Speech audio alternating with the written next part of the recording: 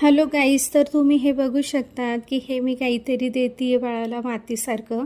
पण ही माती नाही आहे, ही आहे डिकामली. डिकामली जर कुणाला माहिती असेल तर कमेंटमध्ये नक्की सांगा हे काय म्हणून.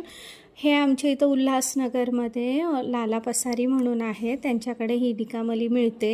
हे मुलांच्यासाठी खूप लाभदायक आहे. त्यांचे दात येण्यासाठी, त्यांना मोशन वगैरे नाही व्हावे, ते आजारी नाही पडावेत यासाठी ही खूप लाभदायक आहे. त्यांच्याकडं मुरुड, शेंग वगैरे अशा मुलांच्या खूप काही वस्तू का मिळतात. तर मी सुद्धा दिलेलं आहे, कारण की माझ्या बाळाला ॲडमिट करायची बारी आलेली. तर मी हे माझ्या बाळाला माझ्या आईच्या सजेस्टमुळं दिलं, कारण की मला 3 मुलं आहेत, 2 मुली आहेत, हे तिसरं आहे. तरी मला म्हणजे थोडक्यात समजलं नाही, मग त्यानंतर मी माझ्या बाळाला हे दिलं. तर तुम्ही बघू शकता आता खूप ठीक आहे, त्याला मी हेच देत होते. बघा याची स्माईल बघा तुम्ही.